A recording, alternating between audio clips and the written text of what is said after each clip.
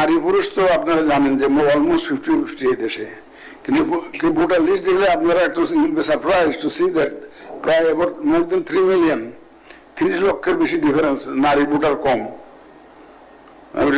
এটা একটা খুব অ্যাবনর্মাল সিচুয়েশন না? তা আমরা মনে বুঝেছি যে এখানে তাহলে নারী ভোটারের মধ্যে কিছু একটা গোলমাল হয়েছে। তো এই গোলমালটা বেশিরভাগ ক্ষেত্রে হয়তো রিমোট এলাকায়, গ্রাম অঞ্চলে হয়েছে। বিশেষ করে মানুষ, people lost interest in the election itself. Electoral প্রসেসের উপর আস্থাহীনতার কারণে হয়তো হওয়াটাই বেশি বড় কারণ হতো। তো আমরা এইবার যেটা করতে পেরেছি যে নারী ভোটারের সংখ্যা ব্যাপক হারে বেড়েছে। এই ব্যবধানটা মোর দেন 30 লাখ যেটা ছিল, এটা এখন 10 লক্ষে চলে আসছে, 18 লক্ষে চলে আসছে। এখন এই ডিফারেন্সটা আমরা কমাতে পেরেছি আমরা এই আপডেটিংটা করতে করতে গিয়ে।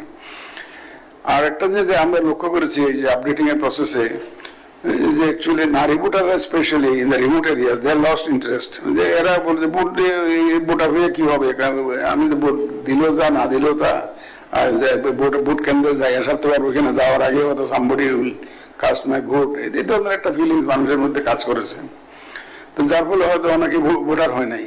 এবার আমরা ব্যাপক সংখ্যক নারীকে ভোটার রেজিস্ট্রেশনের মধ্যে আওতায় আনতে পেরেছি। ইন দ্য প্রসেস তাদের মধ্যে একটা এক ধরনের অ্যাওয়ারনেস যে তাদের যে ভোটার হওয়া দরকার এবং ভোট দেওয়া দরকার, এই অ্যাওয়ারনেসটা টু লার্জ এক্সটেন্ট সৃষ্টি হয়েছে। যদিও আমাদের এক্ষেত্রে আরো কাজ করতে হবে আপনাদের সহযোগিতা নিয়ে। আপনারা এই দেশের উমেন ফোককে নেতৃত্ব দেন।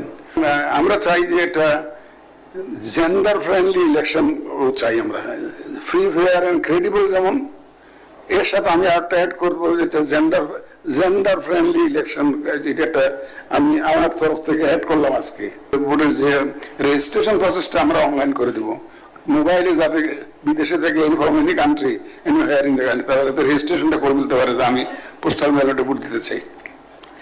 বাকি পোস্টাল ব্যালট পাঠানো আর নিয়ে আসাটা আমরা ম্যানুয়ালি করলাম, কিন্তু ট্র্যাকিংটা আবার আমরা ডিজিটালি করবো যে, এবং ভেরিফিকেশনটা